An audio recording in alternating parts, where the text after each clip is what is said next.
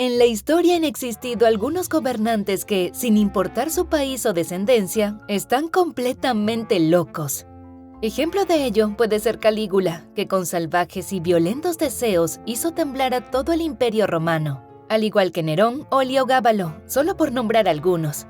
Sin embargo, el rey Cristian VII de Dinamarca fue uno de los gobernantes más disparatados que ha visto el mundo.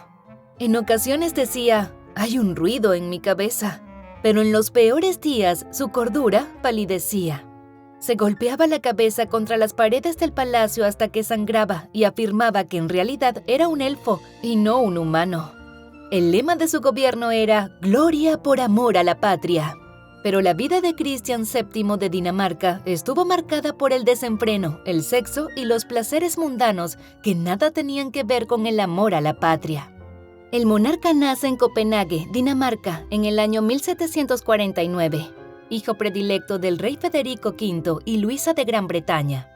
Todos tenían sus ojos puestos sobre él, pues se sabía que cuando su padre muriera, este tomaría las riendas de Dinamarca y Noruega. La pregunta era si lo haría bien.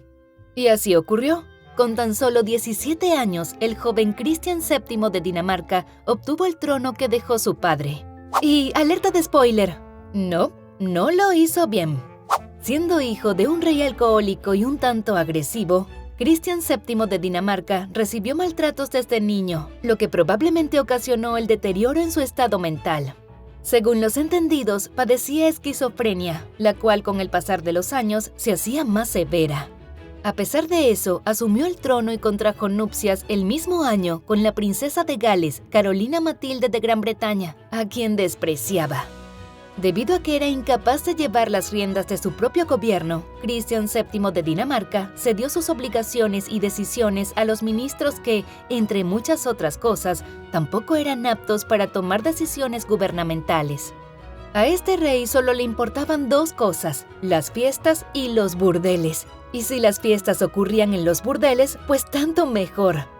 Se dice que cuando se organizaban grandes reuniones y fiestas en el palacio, al estar a la mesa, el rey Cristian arrojaba pedazos de comida en la cara de los ministros y demás invitados importantes. El monarca también gozaba al permanecer mirando con los ojos entrecerrados a quien se le diera la gana, hasta el grado de poner nerviosa a su víctima. Pero todo empezó a ponerse más tenso en el momento en el que el rey comenzó a tener episodios de masturbación crónica. Era tan grande su adicción a la autocomplacencia que sus ministros se preocupaban de que eso fuese a atrofiarlo físicamente de por vida. Afortunadamente, los episodios de masturbación no los llevaba a cabo al frente de importantes funcionarios y burócratas. Es más, para ellos tenía una bienvenida bastante diferente. Cada vez que alguna de estas personalidades hacía una reverencia ante él, Cristian VII optaba por saltarles encima como un salvaje. Había otras ocasiones en las que mientras sostenía una conversación con quien fuese, súbitamente lo abofeteaba sin razón alguna. Los disparates de este rey tuvieron lugar en medio de una crisis económica en el país. Como resultado de ello, perdió a Noruega en una guerra que ganó fácilmente Inglaterra. Y mientras la estructura social del país se veía afectada, Cristian VII de Dinamarca solo quería ser un ladrón. Pero no un ladrón de cuello blanco, no un corrupto como lo son muchos políticos. Para este punto, su esquizofrenia estaba tan avanzada que solo le importaba destrozar pequeños lugares, tiendas o burdeles en Copenhague y llevarse objetos de allí. Entraba a un recinto y cual forajido común asaltaba a la gente, quienes obviamente no podían defenderse, ya que era el mismísimo rey quien los estaba robando. Esto, en consecuencia, lo llevó a tener problemas con la ley. No obstante, estos altercados no fueron más allá de un preaviso, pues al fin y al cabo, los policías estaban tratando con su majestad. De médico a rey. Teniendo en cuenta sus notorios problemas de salud mental, los cercanos al rey le buscaron un médico para que lo atendiera en todo momento y lo ayudara a arreglar su cabeza. Para ello nombraron al joven y prometedor doctor alemán Johann Friedrich Struensee. Struensee vio una gran oportunidad y aceptó gustoso el trabajo, sin saber que estaba firmando su sentencia a una muerte horrorosamente cruel. Siendo tan culto y elegante, Johann Struensee no tardó en establecer una buena relación con círculos aristocráticos daneses. Con el rey entablaba largas conversaciones intelectuales, alcanzando ambos una buena amistad que devino en el nombramiento del alemán como médico personal. El doctor mejoró aún más su posición cuando se ganó también el afecto de la reina gracias a la vacuna que aplicó al príncipe Federico, inmunizándole contra la epidemia de viruela que asoló la capital. De hecho, se convirtió en el pañuelo de lágrimas de Carolina Matilde, cuya vida era bastante desgraciada, y el siguiente paso fue casi inevitable. El médico pasó a ser su amante. Pese a todo, gracias a sus consejos, también consiguió que el real matrimonio, que estaba por el suelo, se arreglara, por lo que en 1770 el rey Cristian le concedió el ascenso definitivo. Primero le nombró consejero real y después consejero privado. Y para poder continuar de farra constante, el soberano dejó las riendas del país en manos del médico alemán, que se hizo cargo de ellas con entusiasmo y decisión, inaugurando lo que en la historia de Dinamarca se conoce como Período Struensee. La influencia de Struensee sobre Cristian fue tal que cuando en 1771 la reina dio a luz a una bebé, la princesa Luisa Augusta, quien claramente era hija del médico amante de la reina, el rey asumió la paternidad.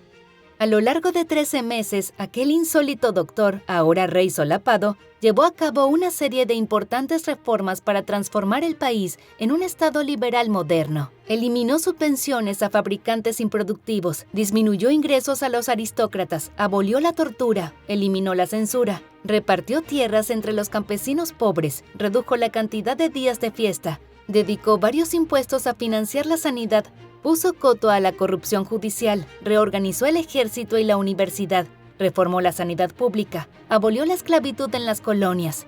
Seguro piensan que eso lo hizo sumamente popular, ¿verdad? Bueno, pues no. Los nostálgicos del antiguo régimen no tardaron en contactar con quienes solo veían en Struensee a un advenedizo manipulador y ambicioso que ni siquiera había sido capaz de aprender el idioma danés, así que confabularon con la reina madre Juliana María y el príncipe Federico, un hermano del rey. En poco tiempo dieron una especie de golpe de estado y atraparon al incauto doctor Struensee. El 28 de abril de 1772 se llevó a cabo la espeluznante ejecución pública de Johann Friedrich Struensee en Copenhague, capital de Dinamarca. De acuerdo con la sentencia que le acusaba del delito de lesa majestad y usurpación de la autoridad real, al reo se le amputó la mano derecha. Al tercer intento, por cierto. Eso debió doler.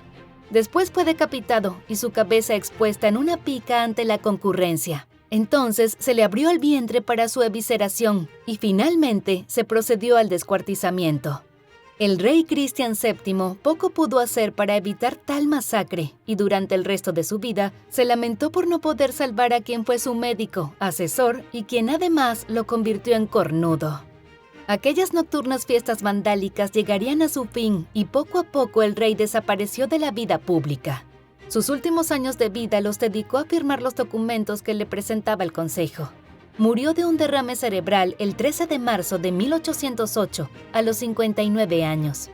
Sin embargo, vivió a su manera, importándole poco el qué dirán y para bien o para mal, siempre fue fiel a sus deseos, sin tratar de que el mundo lo viera de otra forma. Por eso, mis queridos blabladores, el rey loco de Dinamarca hoy se ha ganado un puesto en los increíbles archivos de Historia Bla Bla Bla.